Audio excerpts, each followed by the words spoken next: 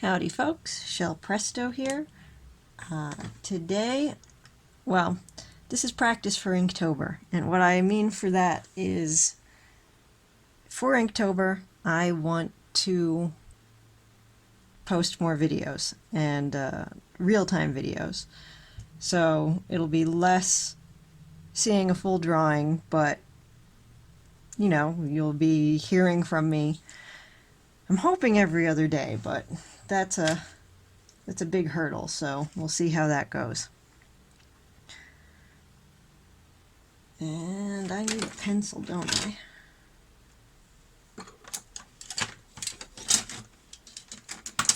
Today I'm not inking, this is just a practice video to see how things go.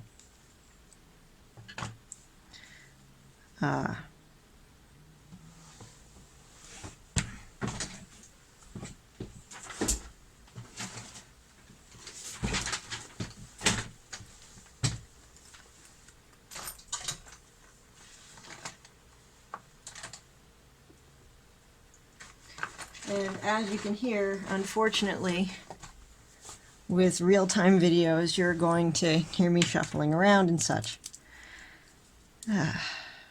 Alright. I had lots of ideas of what I could do with Inktober. And here's what it really boils down to. I have a lot of stuff I want to get done with books. This piece right here, which will not be inked, it will actually be a mix of colored pencil and watercolor when I'm done. Oh, and if you're wondering what I'm doing, I'm just transferring this. This is watercolor pencil on the back. I originally started this thinking that I would ink it, but I love how that Grimm's Fairy Tales comic page turned out so much that I think I should try to do this in that style.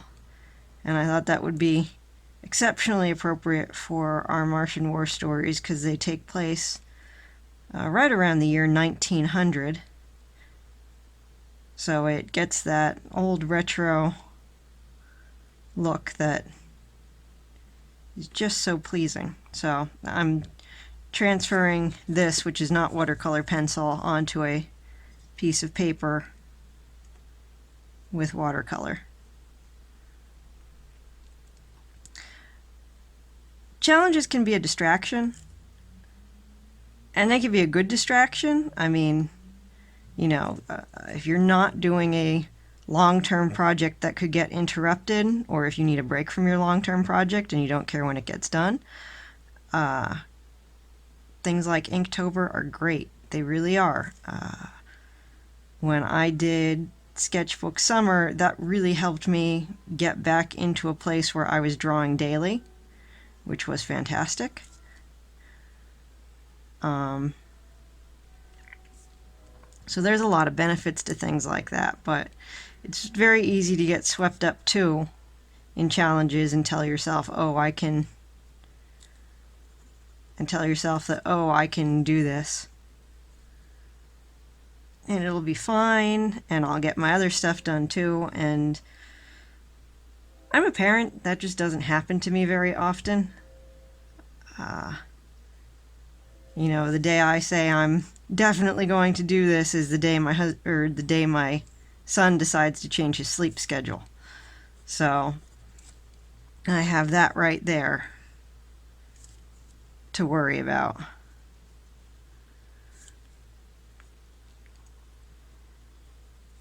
So my goal for Inktober is to ink every day and to do some live videos for you folks where you get to hear from me. So if you want to essentially have the feeling that you've got an internet buddy or you're drawing with someone during Inktober, you can put on one of the videos like this and feel like we're in the same room together drawing. Now, I don't want to tell you what I had for lunch, and I don't want to tell you, you know, little small talky things like I'm going off the cuff. So I'm going to try to go in on these things, on these videos, having some kind of topic to talk about.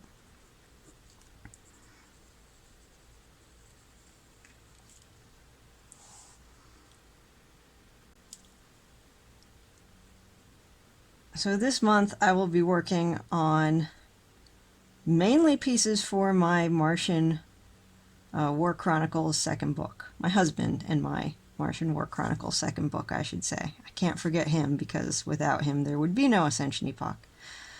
I am a writer and an illustrator. I don't know what I'm going to do with that arm. I'm just marking that in there, but that arm's going to change because where the lantern is going to change too.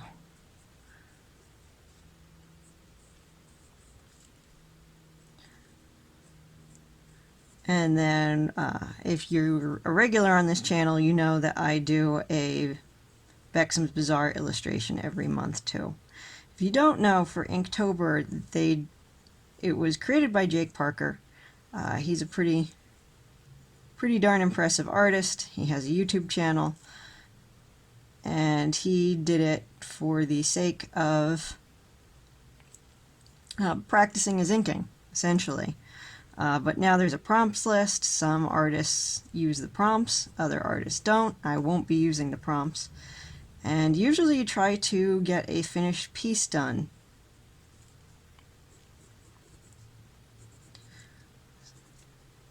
I feel like the knee should be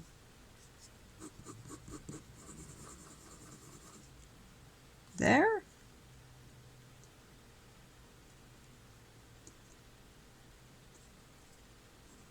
Yeah, the knee should be higher, I think.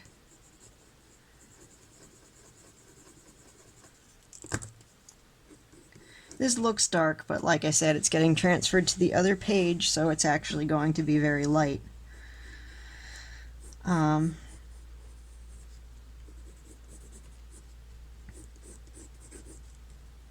I will simply be trying to get as much of the illustration work for my books done as possible. And I will not be doing the Signalman stories for Inktober because they're not going to be inked. I will be doing, well, I mean, I guess you guys are going to find out. Anyway, so I will be doing the Fighting Yank illustrations. We use a lot of public domain characters in the Ascension Epoch. Not all. A lot of them are original too, but the Fighting Yank is a comic book character. I can't remember off the top of my head what decade he's from, but he has fallen into the public domain. And he is not a... well, if it's World War II, then it's going to be 1940s, isn't it? Yep. Fighting Ink. First appearance 1941. Published in Nedor Comics and created by Richard Hughes and John Blummer.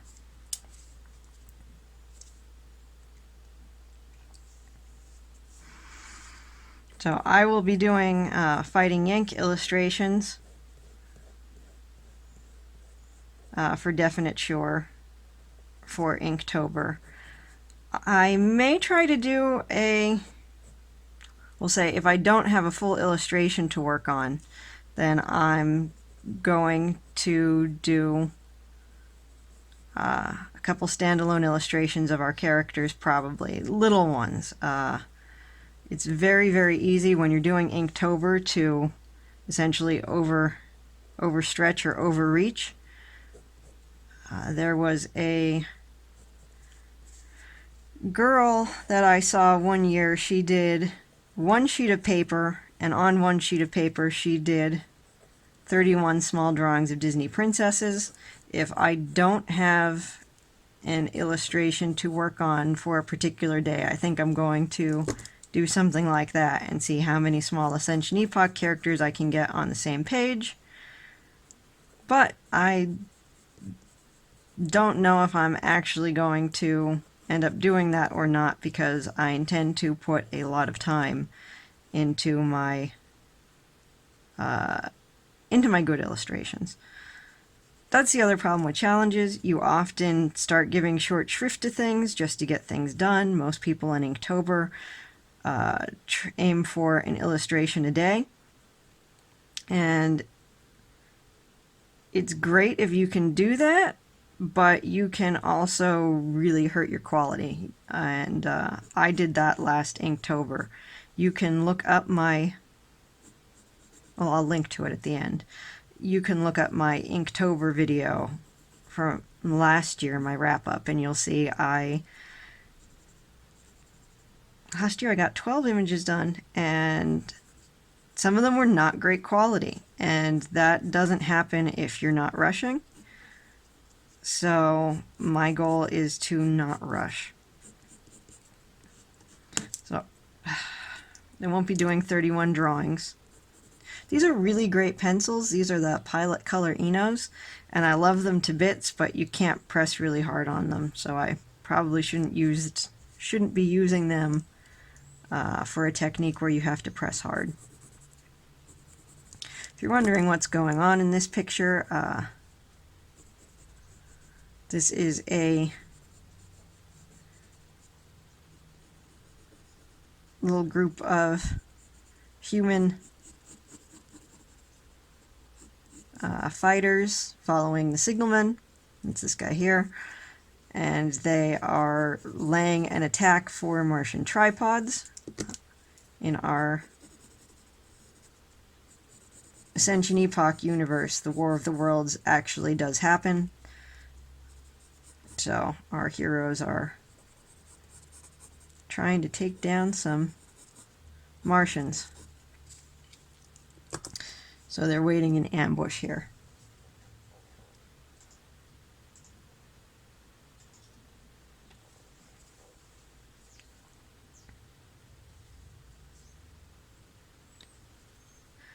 So no quality hit for me this Inktober. If I don't get a piece done every day, and I won't, I'm not going to worry about it. I'm just going to practice.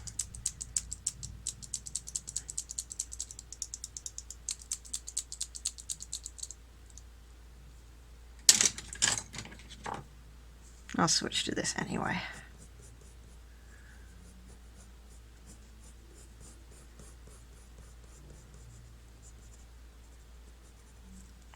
And take my time and try to ink.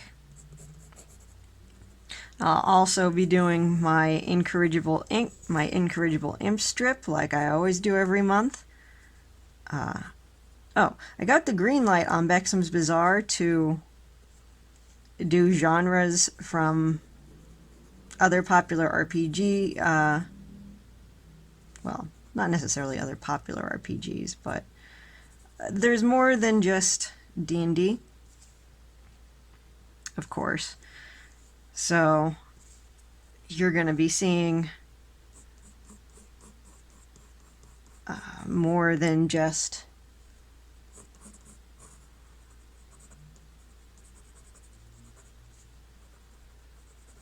You're going to be seeing more than just medieval fantasy pieces as the standalone illustrations now. Incorrigible Imps is going to remain medieval fantasy, but my standalone illustrations are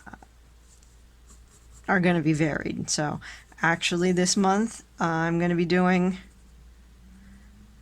double duty. I'm actually going to make my illustration one of my Martian War illustrations, so that's going to be fun and convenient. Well, actually, it's not this past month because the magazine I did it this month, but the magazine hasn't come out this month.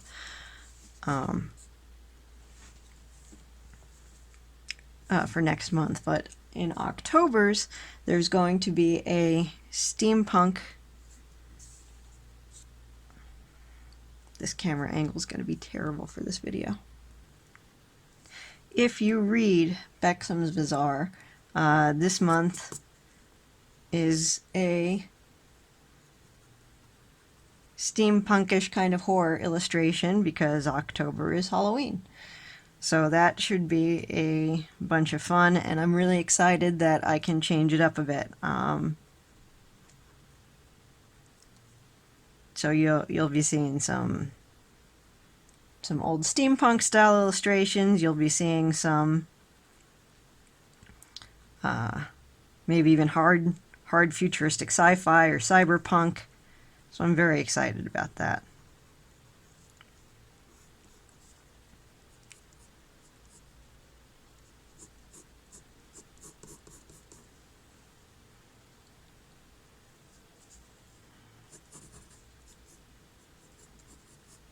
Someone somewhere is probably wondering how I am blocking in these poses, and I think these poses look great. And the reason these poses look great is because my husband is very, very good at posing action figures. So when I have a really complex piece and I don't know how to pose things for it, I contact my husband and I say, I ask my husband to help me out, and I'll get a bunch of action figures out, and he will make an awesome pose, an awesome composition like this. And then I get my camera and I take a whole bunch of photos. And when you work from action figures, you really do need to make a lot of adjustments. There's no two ways about it. The action figures are stiff. Their legs and arms don't move the way that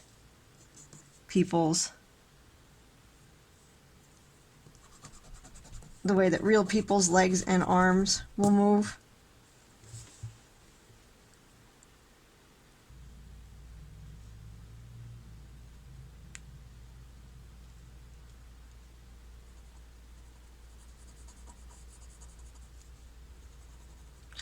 Their legs and arms are stiffer. They won't, obviously, they're little plastic joints, not flesh and blood joints. So they don't have the same range of motion. The poses will be a little stiff and awkward. You'll have to adjust them. But for getting a rough idea of how to block in a large composition with multiple figures, it works pretty well. I love using it as a practice when I can. It makes my life a lot easier. So that's how I'm getting poses that look like this. The other thing is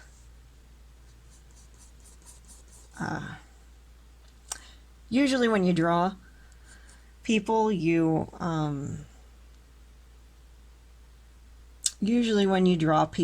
exaggerate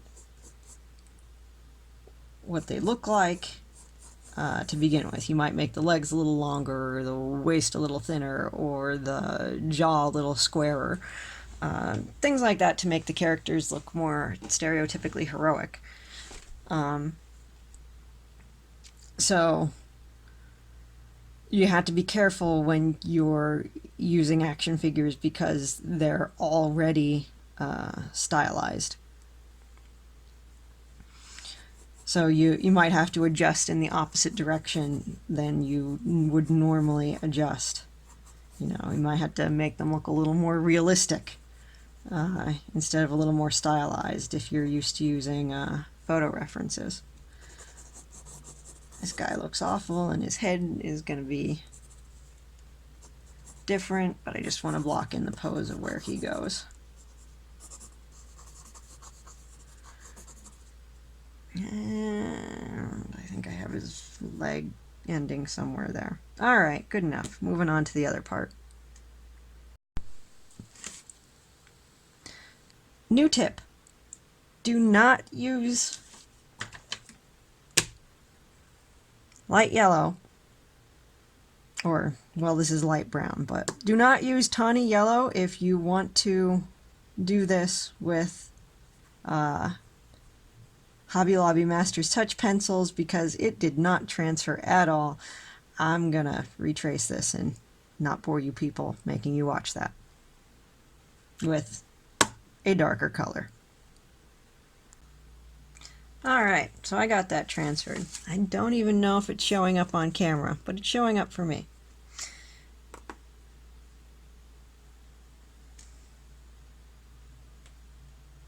Alright, so I got that transferred. I don't even know if it's showing up on camera, but it is showing up for me.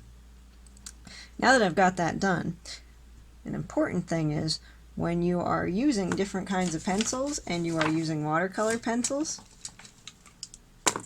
you will want to remove all regular colored pencils that are not water soluble from your workspace. That way you don't accidentally screw up. So, like I said, this is from a upcoming book illustration from Martian War Chronicles, Days of Wrath.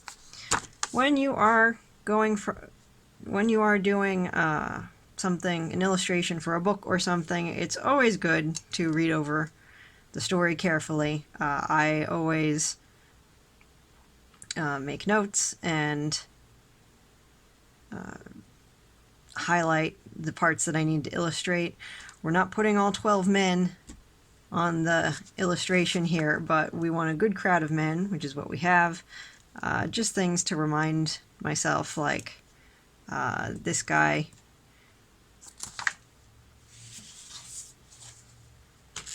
This guy's gonna get chunkier because he's Bulldog Drummond's father. Signalman needs to have a strap slanted across his chest. He's wearing a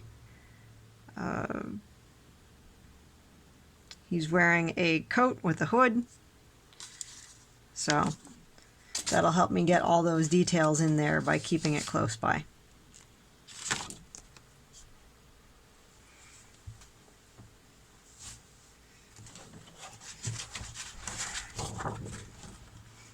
If you're wondering what's making that sound all this time,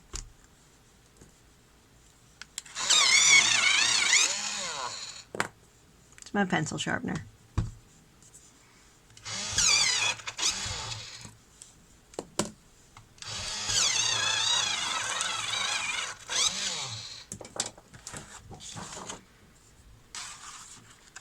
Now, I really like how Signalman's face turned out on the original one, so I'm going to block that in first. There's some debate over whether you should detail parts of your drawing before you get all the blocking done. But at the end of the day, you got to do what works for you and what you like. So this is what works for me, and this is what I like. I like to hop around my drawings too, so that I don't get too... I think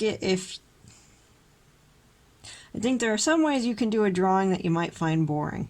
And you shouldn't do your drawings that way, because then you won't want to draw. So I've worked really hard and tried to be very aware of what I'm doing over the years, so that I keep myself entertained and engaged. It's like, I'm sure you may have noticed if you watch a lot of my videos, that I don't finish penciling a piece and then ink it. I usually throw caution to the wind and start inking before I've put in all the details on a piece. And that's actually really bad practice, but it keeps me engaged with my drawing, so that's what I do. I was recently watching a channel by is it the Handsy Crafter? It's a good channel. It's actually a funny channel too. So informative and funny, you can't beat that. I'll have to look it up and put a link in, but he was talking about essentially how when you put your videos up on the internet, someone will always write in to correct you and say you're doing things wrong. And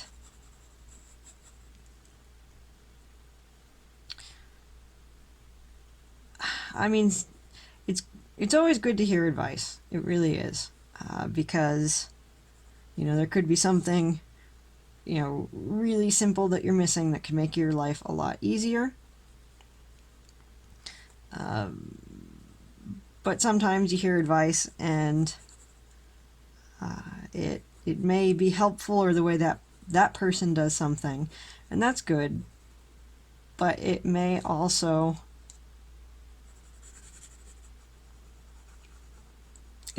be a way that doesn't work for you, and then you may distract yourself trying to do it that way.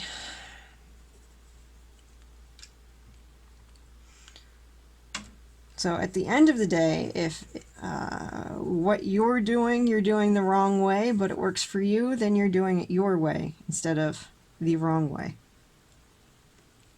And that's kind of how art works.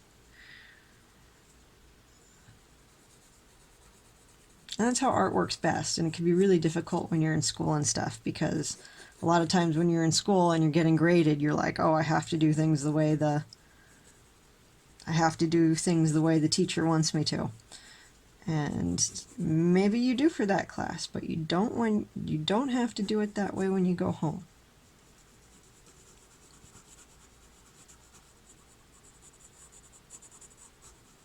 I did not go to art school, by the way. There is a video on that as well. But I took a lot of art classes in high school, so...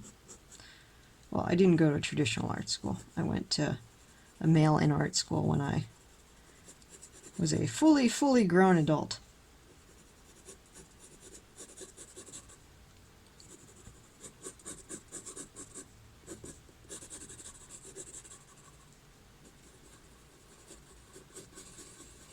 So what tools will I be using for Inktober? I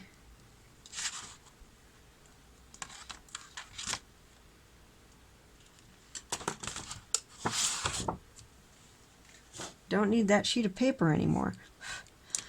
I use micron pens to ink.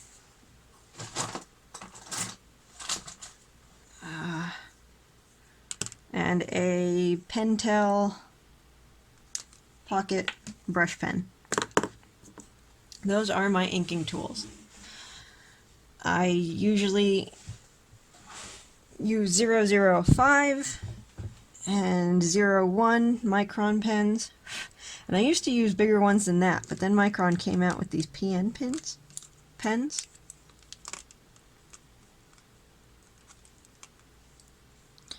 And you can get a pretty good variable line width with those suckers, so I adore them right now.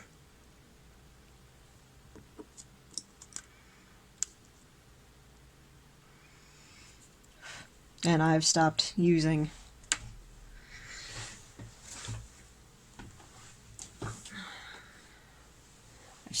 all the bigger pens. I don't use 03, 05, or 08 anymore. I just use the PN pins for them. Pens.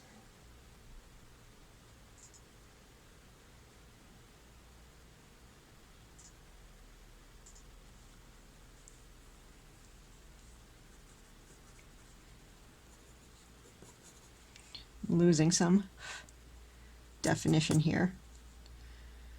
Alright, if I am right-handed, then I would wear my lantern on my right side. So the lantern's going to be going this way.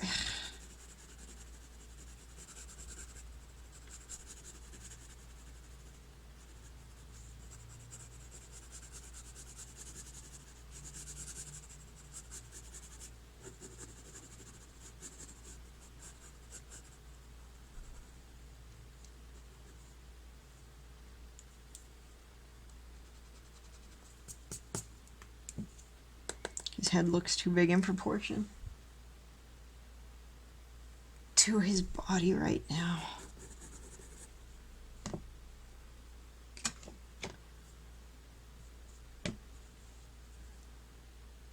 So we're going to fix that.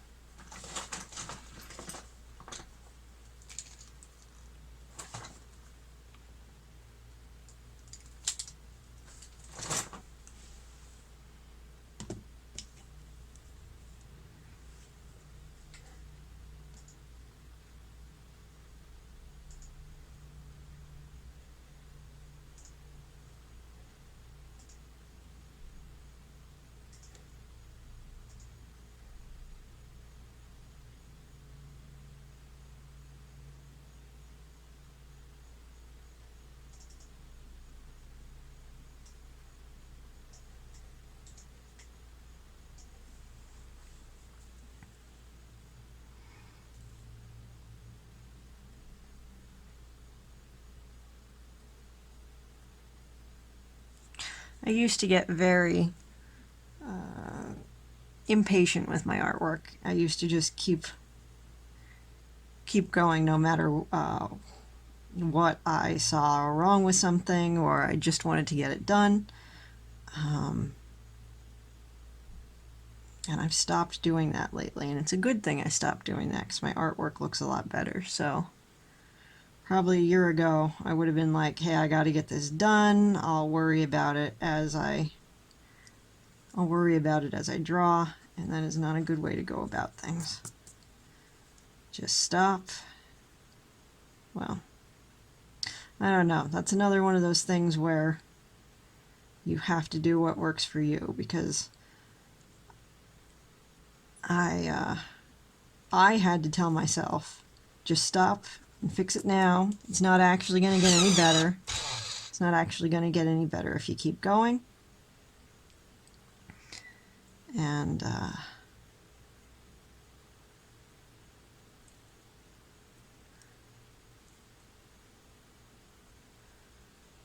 that has improved my artwork. But you know, some people, the opposite problem can happen. For some people, you can kind of get in an endless loop of correcting and correcting and correcting, and that's not good either.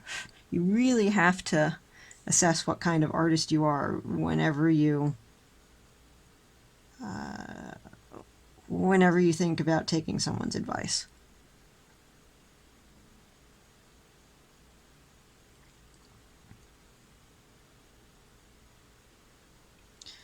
And now I'm doing the eye here. The eye has what Alex Ross, I believe he calls it the heroic squint. And it really is. If you can just make a character look so determined if you narrow their eye.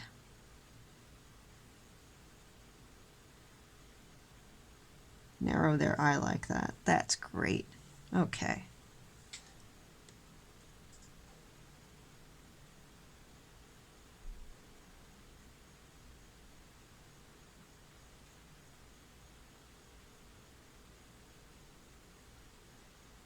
And I have a million things open on my computer here because I've got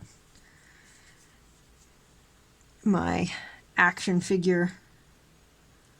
I've got my action figure photo for this. I've got actually photos of my husband up. He did not tell me to do this, but I use my husband as the base reference for Signalman.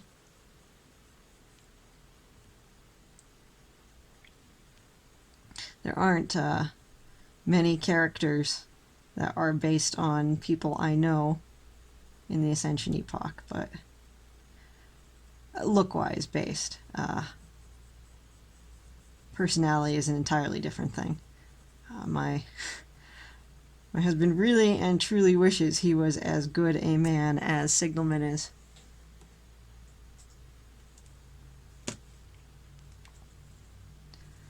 I think a lot of people probably wish they're as good a man as Signalman is.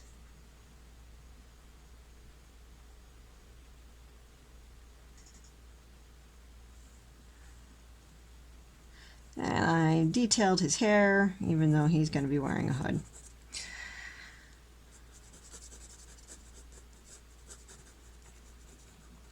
But yeah, I tend to not make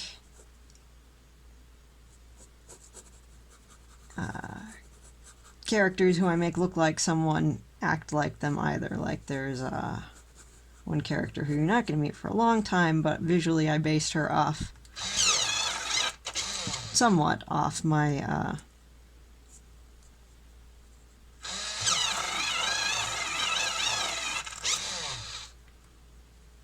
best friend Patty, but she doesn't really act anything like Patty because I don't want to put friends or people in my books verbatim. I think that can just be a little awkward and maybe even embarrassing, and I don't want to do that to people.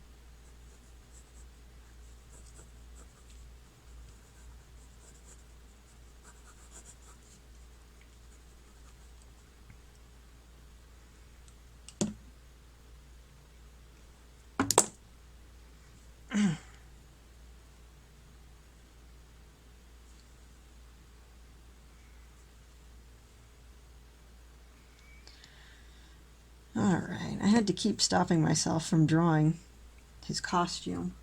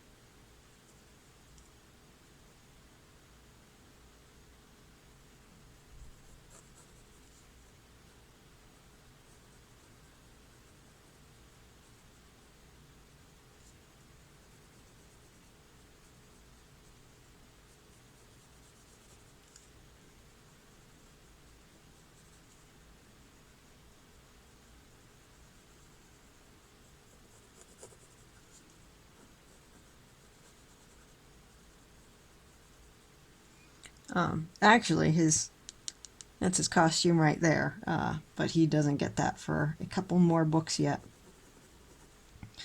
When you plan out something like that, you just have to keep stopping and reminding yourself, no, that's not the version of the character I'm drawing right now.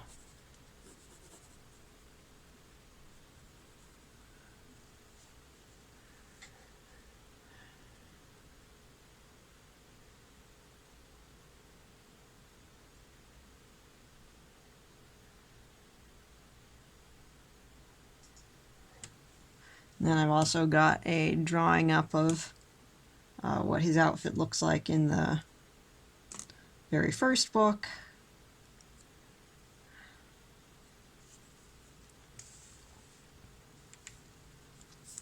Where's the pencil on? Okay.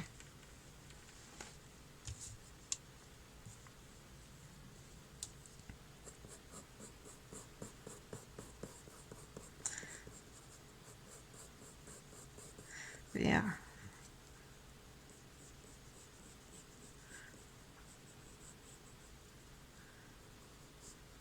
I used to not use I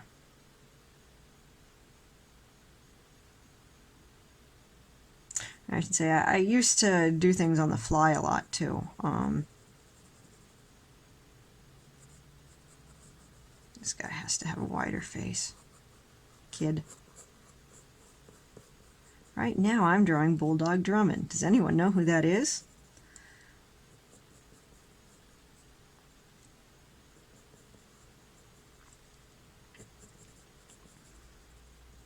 He's very young here because it's 19.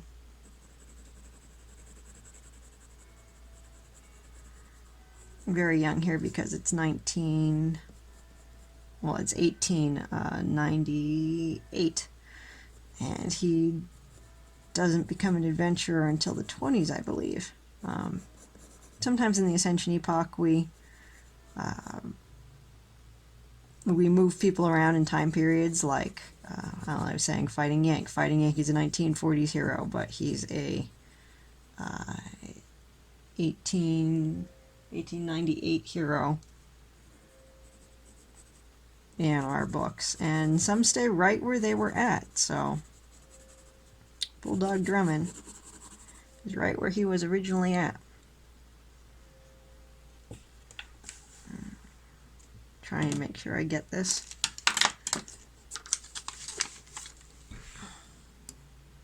For you guys.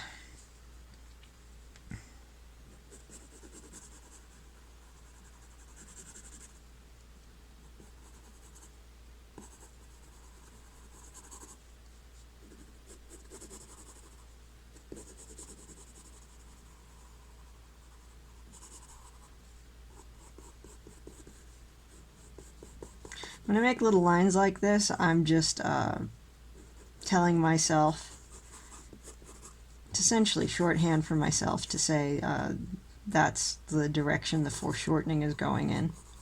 I used to have a really hard time with that before I started doing that.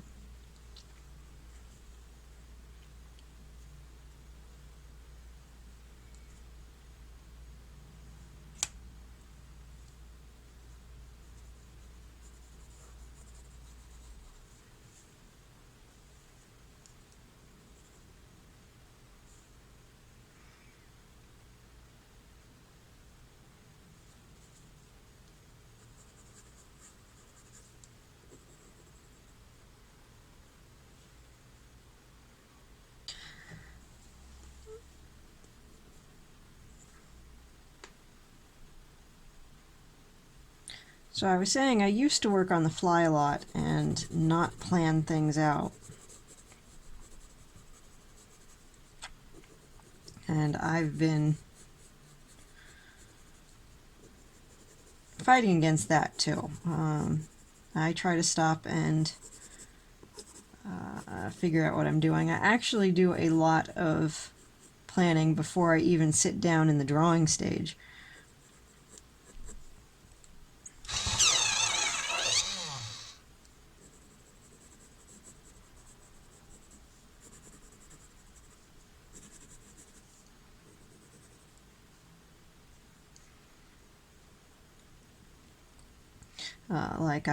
Well, I stopped and I took the photos for this.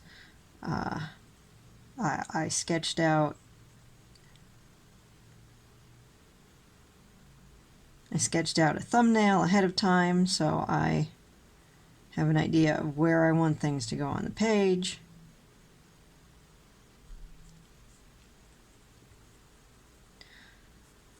If I hit a snag with anatomy or something, then I'm gonna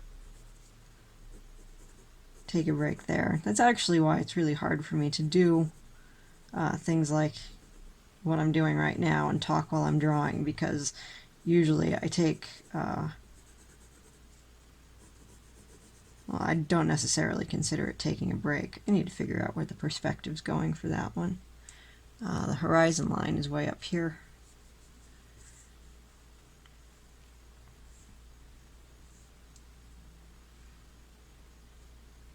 Alright, I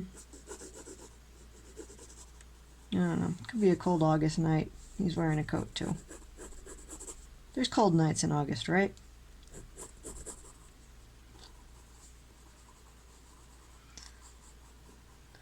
Also, it's probably a very good idea during a war situation to keep what you've still got on you so you can run easily. So,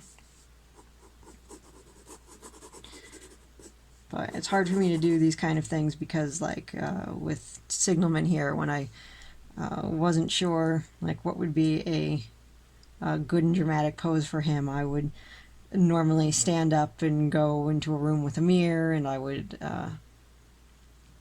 you know, start making poses and figure out what works, and maybe have my husband take a photo with me. Years ago, I just would have like gone in here and done whatever, and then the pose wouldn't have ended up as strong. But I try to put more thought into it. And you know, before I started drawing today, I collected my references. I have a book of Victorian and Edwardian fashion next to me, so I can flip through quickly and figure out what these guys should be wearing. I've got I think that'll be a final. I'm putting the final, more distinct lines in with the brown pencil, obviously. I want to keep these lines. These Master's Touch pencils from Hobby Lobby, I've said this in other videos, but they just completely melt when you add water to them. So they're not good for a finished piece where you want to keep some of the lines, but if you want the lines to go away and you just want to tint the page yellow to make it look kind of old, they're great. So that's why I'm using them. When I go back in, I probably won't do it. Well, you'll see me do part of it on camera, but I'll go in with a color erase brown. And this is not a water-soluble pencil, and then that'll stay there pretty well when I put the water on.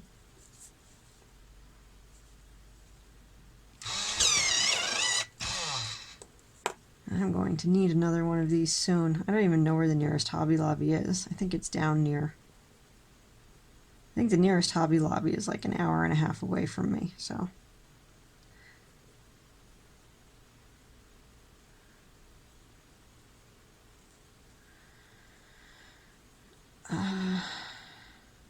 Another hard thing when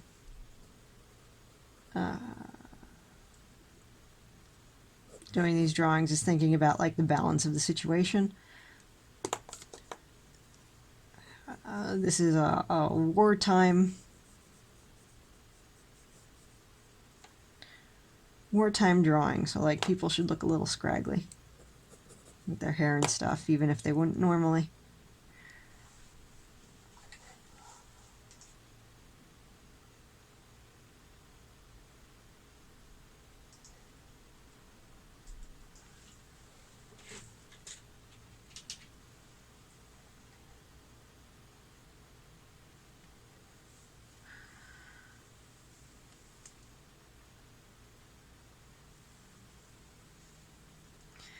And I wanted to do detailing on his head, or on his facial structure over here, and draw his cheekbone in.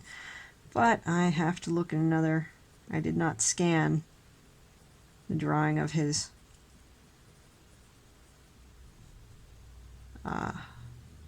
father, which he's going to look a lot like his father, because Bulldog Drummond is not a handsome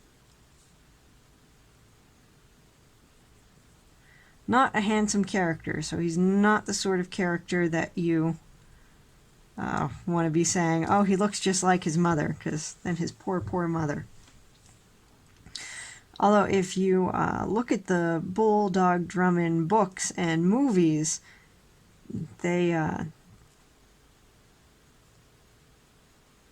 actually draw him on the covers and cast someone who's really, really handsome to play him, which is really unfortunate, because I think it's downright fascinating when you have characters that look very distinct and different. I try very hard not to have all of my characters look the exact same way.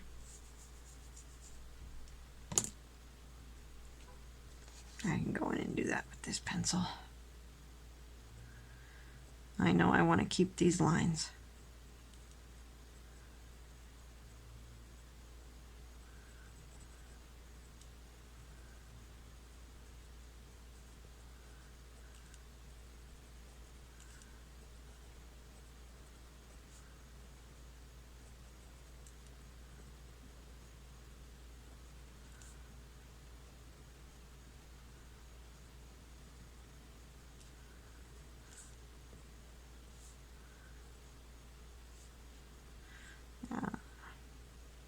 This pencil isn't a ridiculously strong pencil, so it's going to get partially washed away when I add water, but it'll stay in long enough that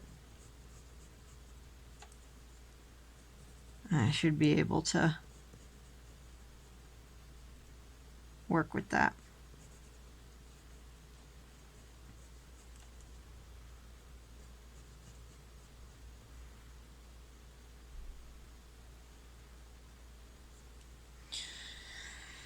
Okay.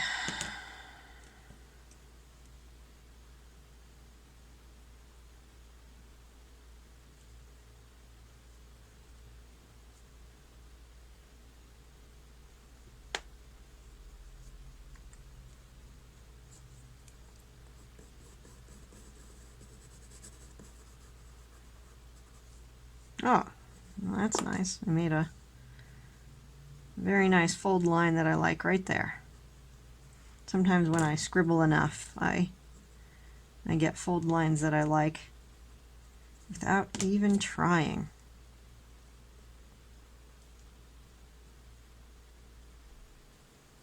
A lot of people have a hard time with folds.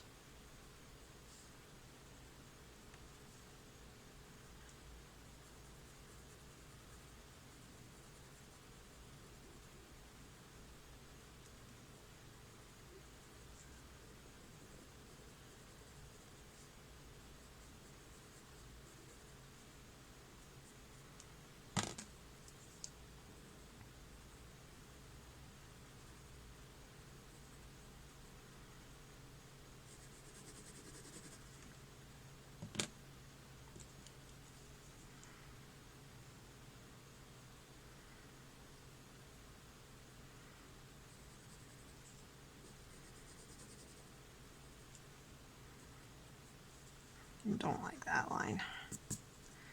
But I do like that line. I'll put that line there. Okay. When you're doing folds, what you have to think about is where the fabric is going to bunch.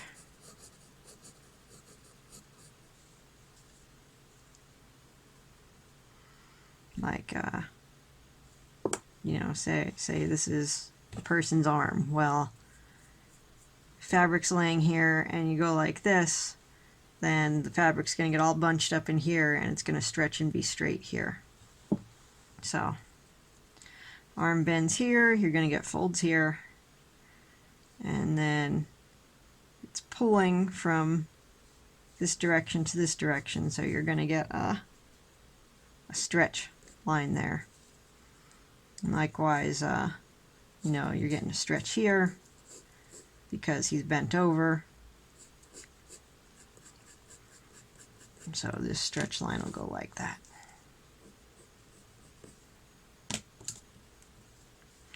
And I like that line, so I'm going to keep it.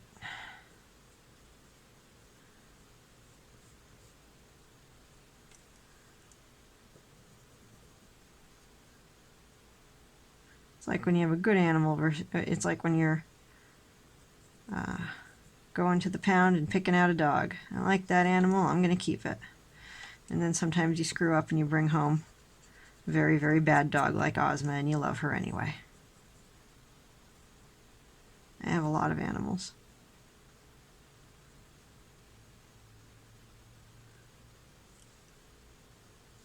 That line I like, and that's going to be a good line. It's not going to be bad like Ozma.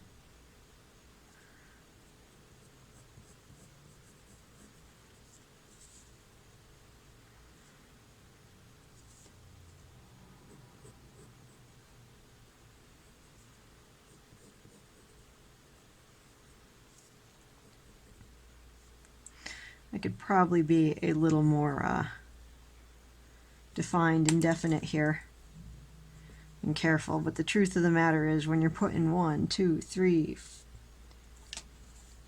alright, that guy didn't transfer. There's supposed to be a guy there. 1, 2, 3, 4, 5 people in a drawing. No one's gonna look at all of them.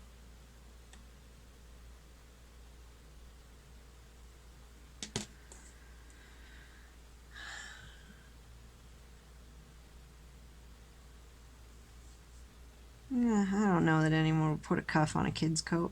No one cares if kids' coats are fitted. Alright, heel of the hand is here.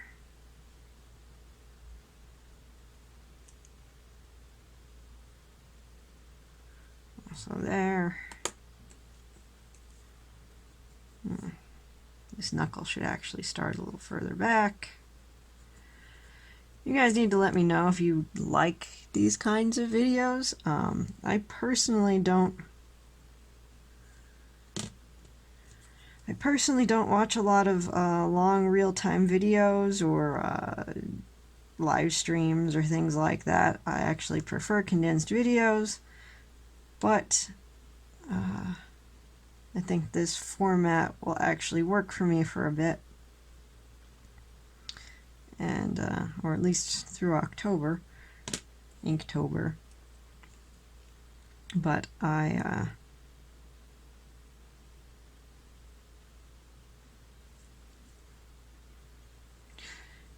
found that not a lot, but different people have different tastes, and different people have different things they're looking for when they're doing videos. Like, I know I'll listen to podcasts or things like that sometimes when I draw, so some people may just turn this on and have it going on in the background while they're doing something else, and maybe they like things like that, or other people like live videos. So you guys will have to let me know, because maybe I'll try to do them more often, even when it isn't Inktober, then, if you guys like them. But if you don't generally like them, then obviously there's not too much point for me to continue on.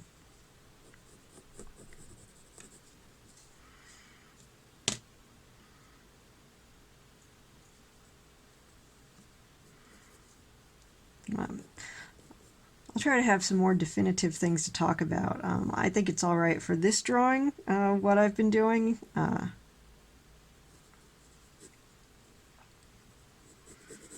You know, just talking about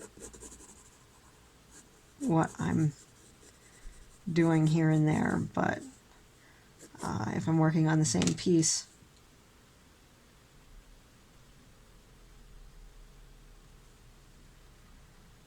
the whole time, then, like, if I'm working on the same piece over multiple days or doing the same technique day after day, then you guys will not want to hear me talk about exactly what I'm drawing. You know, there's only so many times you want to hear about my pencils or how I draw folds. So I will try to have more topics set for other days. And by all means, since I've got to make a couple of them, please leave questions below so that I know what you guys want me to talk about. I actually think I'm gonna call this quits for the day when I get this little bit done. The other thing is I can only do this until I do this when my son... I sit down to draw when my son takes a nap, so I can only do it as long as he's asleep. The instant he gets up, the camera gets turned off, and I go down to hang out with him and spend time with him. And I say down today because usually he's in the room next to me. Today he fell asleep on the couch, but Dad's home.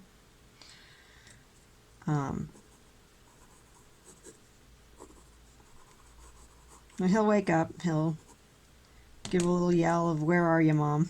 with fewer words than that, and then I'm gonna turn this off. So, but I figured I may as well call it, since I've been doing it for a while today anyway. Let's see.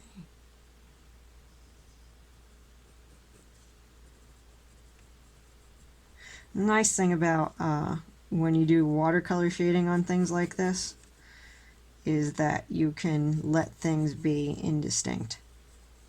a little bit.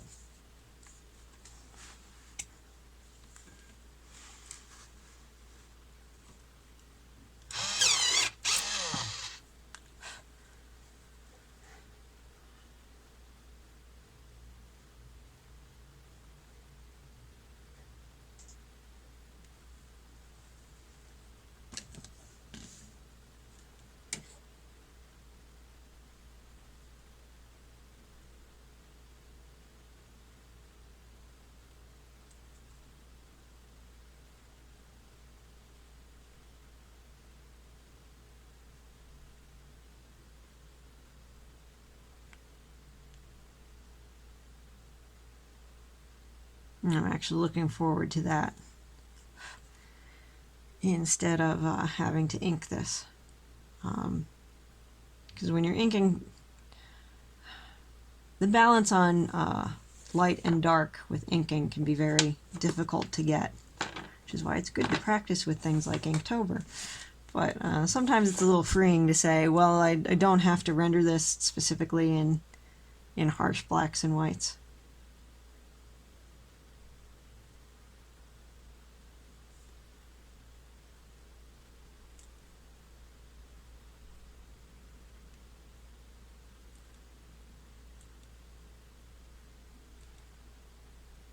And I think that's really going to help the atmosphere on this piece.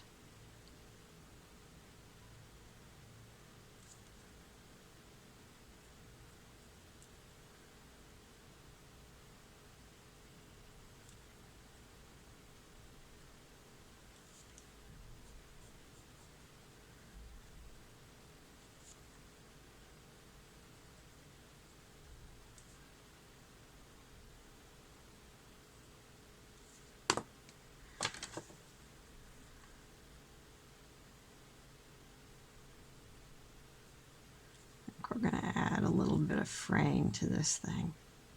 Like he's taking a couple close misses.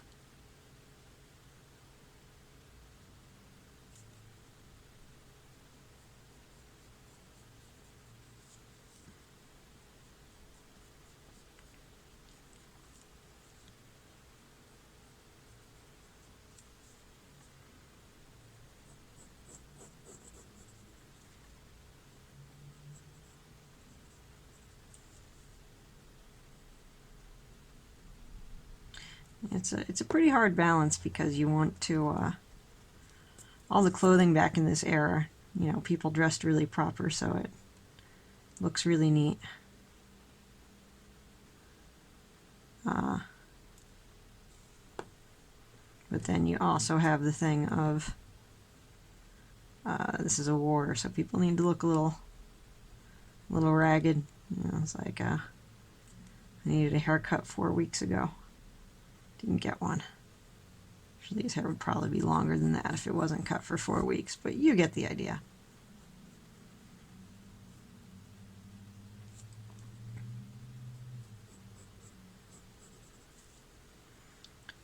So we're roughing up the fancy garments.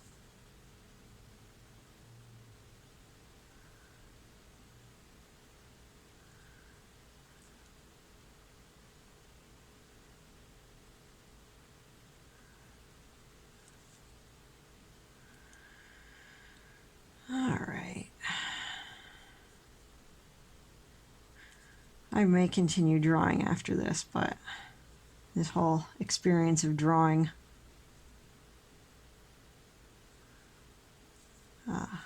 while talking on camera is a little too new for me. I don't know that I can persistently do it any longer. So anyway, if there's anything you guys want me to talk about when I make videos like this for this month, please leave questions. Otherwise, I'm just going to be sort of picking topics on the fly so that I'm not completely off the cuffing it and doing a lot of long silences. All right, folks, you have a awesome day. Presto, over and out.